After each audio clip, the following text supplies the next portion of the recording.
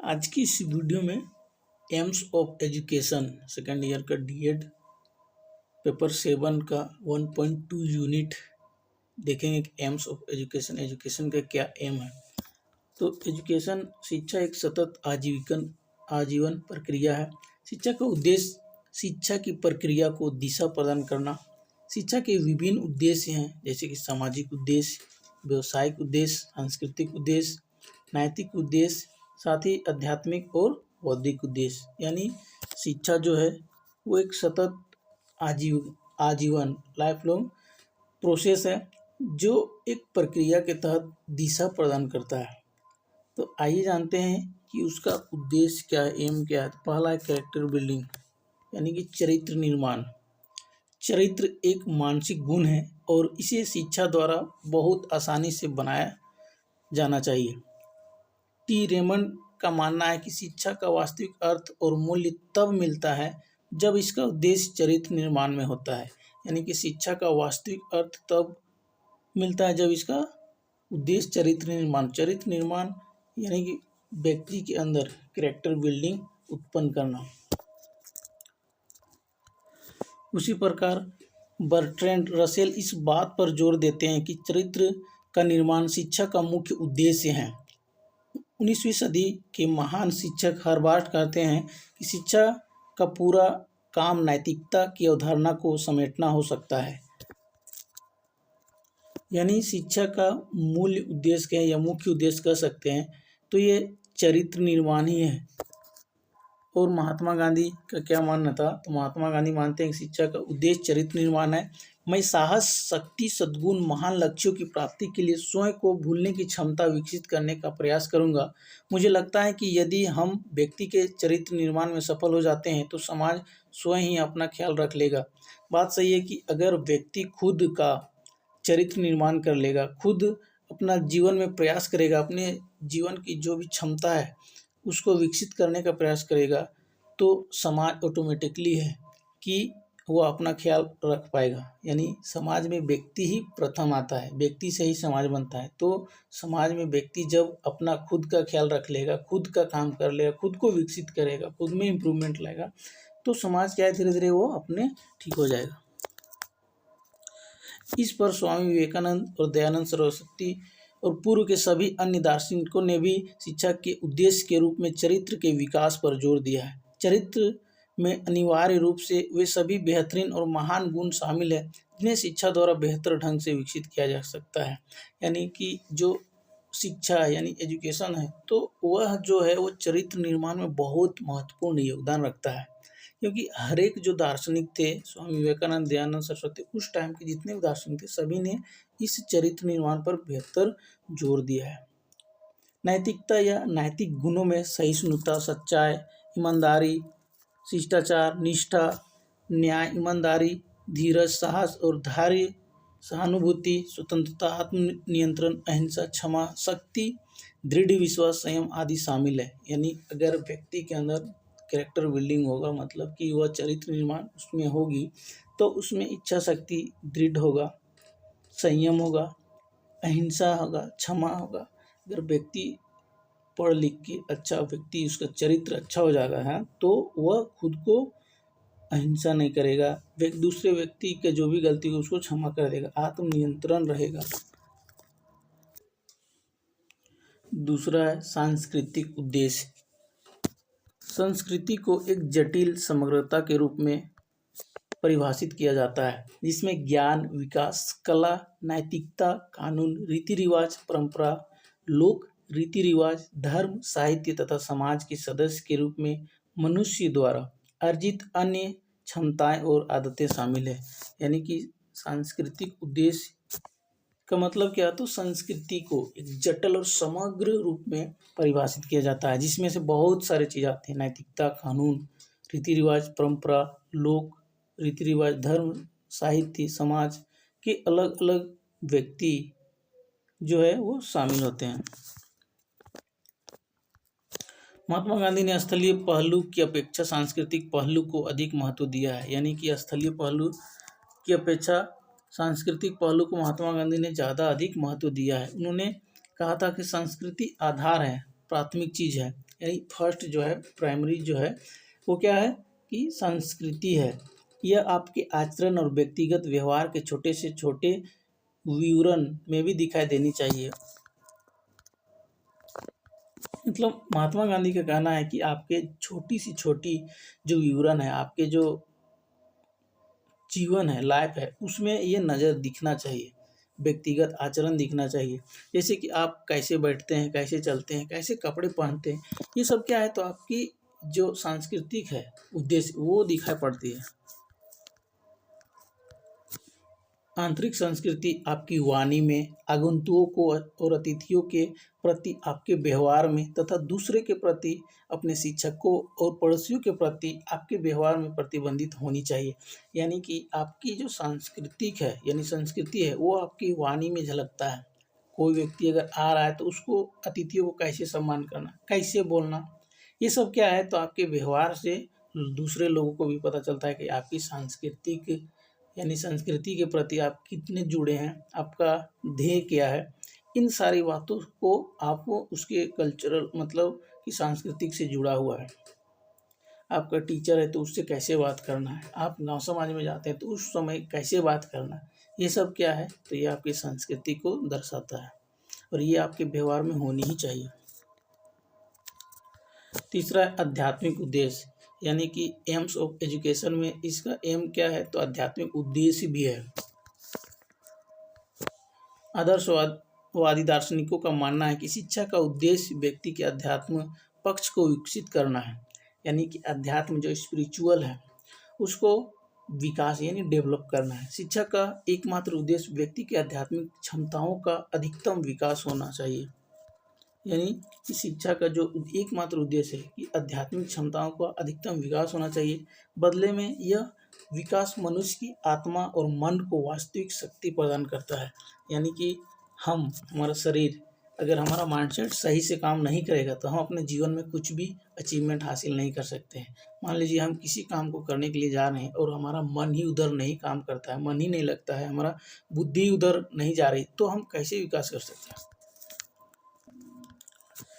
Doctor Radhakrishna कहते हैं कि शिक्षा का उद्देश्य न तो राष्ट्रीय दक्षता है और न ही विश्व एकता, बल्कि व्यक्ति को यह एहसास कराना है कि उसके भीतर बुद्धि से भी गहरी कोई चीज़ है जिसे आप चाहे तो आत्मा कर सकते हैं। यानी उनका कहना है कि शिक्षा का उद्देश्य न तो राष्ट्रीय दक्षता है और न ही विश्व की एकता, बल्कि व्यक्ति को एक एहसास कराना कि उसके भीतर बुद्धि से भी गहरी कोई चीज़ है जिसे आप आत्मा कहते हैं। तो ये आत्मा ये क्या है, ये स्पिरिचुअल में आता है, तो ये हमें ध्यान रखनी है। अरविंदो कहते हैं, मानना है कि शिक्षा का मुख्य उद्देश्य बढ़ते हुए बालक को उसके भीतर की सर्वोत्तम चीज़ों को बाहर निकालने में सहायता करना तथा उसे महान उद्देश्य के लिए पूर्ण बनाना होना है। मतलब शिक्षा का मेन उद्देश्य क्या है कि व्यक्ति के अंदर छिपी जो शक्ति है उसको बाहर निकालना और उस उद्देश्य को पूर्ण बनाना है कि वो व्यक्ति का उद्देश्य क्या है, वो क्या चाहता है, उस अचीवमेंट के लिए उसको रात दिन मेहनत करके प्राप्त करना। और इस प्रकार शिक्षा का केंद्रीय उद्देश्य मनुष्य में आध्यात्मिकता विकास होना चाहिए। और शिक्षा का मूल कहें तो विकास जो हम मानते हैं वो आध्यात्मिकता का विकास होना है। राष्ट्र का गौरव और राष्ट्र शिक्षा के माध्यम से वापस लाया जा सकता है। बच्चों में आध्यात्मिक मूल्यों और सत्यों को विकसित करके उन्हें अपने दैनिक जीवन में अभ्यास करने के लिए प्रेरित करके अध्यात्म शिक्षा व्यक्तियों के लिए प्रॉपर वे में काम करने का जो डेमोन्स्ट्रेशन है वो अध्यात्म से मिलता है। अध्यात्म से व्यक्ति के अंदर मस्तिष्क का विकास कैसे हो, वो अपने चित्त को स्वच्छ कैसे रखे, इनका विकास अध्यात्म से होता है। नेक्स्ट है वोकेशनल उद्देश्य यानी व्यवसायिक उद्देश्य। शिक्षा की प्रक्रिया व्यक्ति को अपनी आजीविका को सक्षम बनाती है ताकि वह समाज में उपयोगी हो सके और एक उत्पादक जीवन जी सके। यानी वोकेशनल यानी व्यवसाय के रूप में, तो आजीविका के लिए हम कुछ काम कर सकते हैं, तभी हम अपने जीवन को अच्छे तरीके से जी सकते हैं। वो एक प्रोडक्ट के रूप में काम करती है। व्यक्ति श्रम की गरिमा का सम्मान करता है। यह उद्देश्य उसे आत्मनिर्भर और पर्याप्त बनाता है।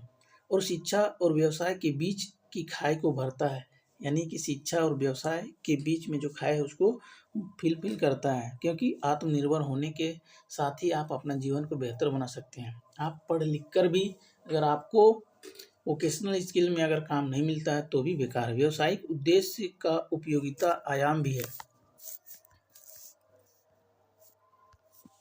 आधुनिक समय में यह महसूस किया जाता है कि शिक्षा का अपना प्रारंभिक मूल्य होना चाहिए, ताकि व्यक्ति अपनी आजीविका कमा सके या खुशी और सफलता जीवन जीने के लिए दोनों ज़रूरतों को पूरा कर सके। यानी कि जीवन में अगर आपको कुछ चाहिए तो वो है आजीविका, यानी कि आपकी कहीं भी किसी फील्ड में आप कमा सकते हैं, पैसे अर्न कर सकते हैं, और जब पैसे अर्न करेंगे तो आपका घर परिवार अच्छे से चलेगा, आप खुशी रहेंगे और अपना सफलतापूर्वक जीवन जी सकते हैं, और जो भी आपके दैनिक जीवन की ज़रूरतें हैं उसको पूरा कर सकते हैं। यह एक व्यक्ति की आर्थिक आत्मनिर्भरता है जो उसे एक योग्य और योगदान देने वाला नागरिक बनाती है।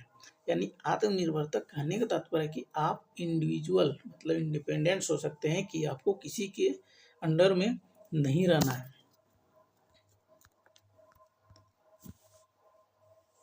इस उद्देश्य के पक्षधरों का कहना है कि बच्चे ने जो भी ज्ञान प्राप्त किया है, स्कूल में जो भी संस्कृति सीखी है, उसका कोई मतलब नहीं है अगर वह समुदाय के वयस्क सदस्य के रूप में अपनी ज़रूरतें पूरे नहीं कर सकता है। यानी कि अगर आप कितनों भी एजुकेशन प्राप्त कर लिए, कितना भी आपकी संस्कृति है आपके जीवन में, कल्चरल सारा एक्टिविटी आपके अंदर है, अगर आप कोई काम नहीं करते हैं, आप पैसा अर्न नहीं करते हैं, तो आपको समुदाय में कोई भी इज्जत नहीं करेगा, आपको समुदाय का कोई ज़रूरत ही नहीं है, ऐसा महसूस होता है। इसीलिए शिक्षा का उद्देश्य विद्यार्थियों को ज्ञान, कौशल और जानकारी प्रदान करना होना ही चाहिए, ताकि वे आत्मनिर्भर बन सके और दूसरों पर बोझ या परजीवी न बन सके।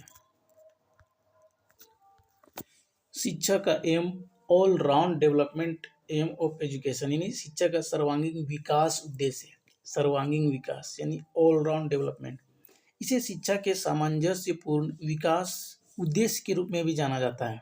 यह मानव व्यक्तित्व के शारीरिक, बौद्धिक, भावनात्मक, आध्यात्मिक, नैतिक और सौंदर्य पक्षों के सामंजस्यपूर्ण विकास को संदर्भित करता है। यानी कि व्यक्ति के अंदर जितने भी गुण होने चाहिए वो सारे में उसको डेवलपमेंट करना है, चाहे भौतिक हो, शारीरिक हो, भावनात्मक हो या अध्यात्म। मानव प्रकृति के सभी पहलुओं के इस सामंजस्यपूर्ण विकास से ही वो अपने जीवन में अपनी भूमिका तभी अच्छी तरह से निभा पाएगा और मानव जीवन के सभी क्षेत्रों में सफलता प्राप्त कर सकेगा। इस उद्देश्य की सबसे पहले वकालत रूसो ने की थी, जिन्होंने शिक्षा को एक आनंददायक, तर्कसंगत और सामंजस्यपूर्ण रूप से संतुलित, उपयोगी और इसीलिए प्राकृतिक जीवन में विकास की प्रक्रिया बताया।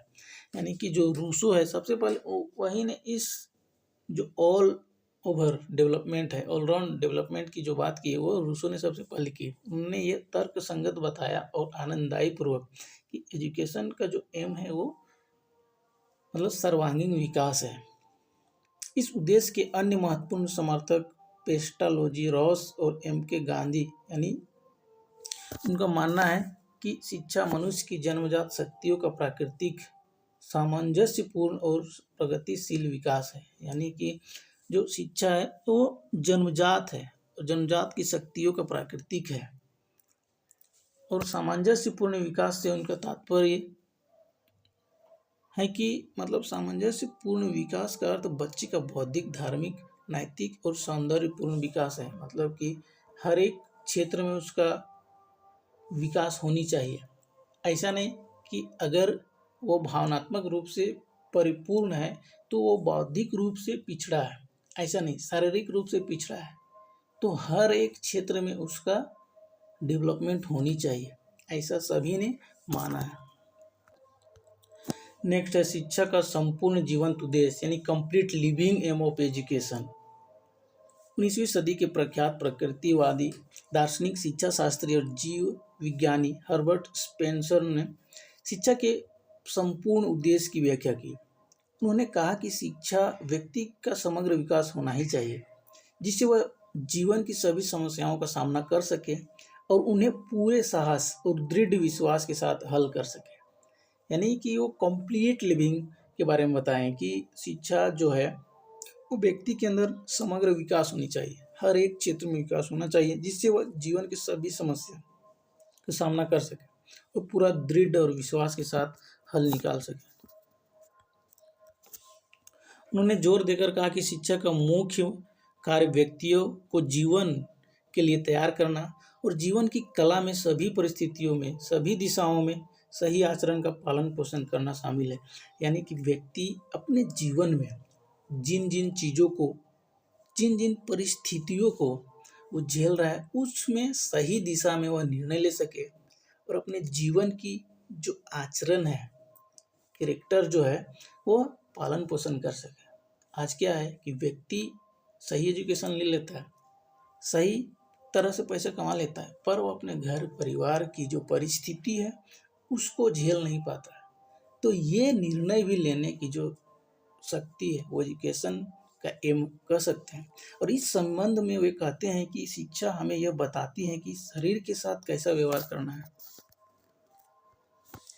शरीर के साथ अपना कैसा व्यवहार करना है, अपने मामलों को किस तरह से प्रबंधित करना है, अपने परिवार का पालन पोषण किस तरह से करना है, एक नागरिक के रूप में किस तरह से व्यवहार करना है। ये भी हमें शिक्षा से मिलती है और इसका एम भी यही है कि हम जिस देश में रहते हैं उस देश के नागरिक के वास्ते हमारा क्या कर्तव्य है, जिस परिवार में रहते हैं उस परिवार के बारे में हमारा क्या थॉट प्रोसेस है,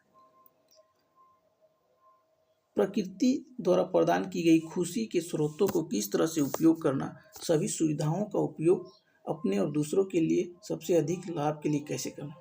दैट मीन्स कि आज हम जीवन जी रहे हैं पर हमारे द्वारा किसी का नुकसान ना हो, ये सोच पाना ये बहुत बड़ी बात है। क्योंकि हम जिस प्रकृति से, इस प्रकृति की गोद में जाकर खुशी प्राप्त करते हैं, उस प्रकृति को हम क्या नुकसान पहुंचा रहे हैं, ये थॉट प्रोसेस निर्माण करना यानी कि एम ऑफ एजुकेशन। इसीलिए शिक्षा को हम पूर्ण जीवन जीने के नियमों और तरीकों से परिचित कराना, उन्होंने अपने ग्रंथ ऑन एजुकेशन में लिखा है कि हमें पूर्ण जीवन जीने के लिए तैयार करना ही वह कार्य है जिसे शिक्षा को पूरा करना है। और किसी भी शैक्षणिक पाठ्यक्रम को परखने का एकमात्र तरीका यह आंकना है कि वह किस हद तक इस कार्य को पूरा करता है। और उन्होंने गतिविधियों की पहचान की जो प्राथमिकता के क्रम में अपने संबंधित मूल्यों के अनुसार पूर्ण जीवन जीने पर असर डालती है।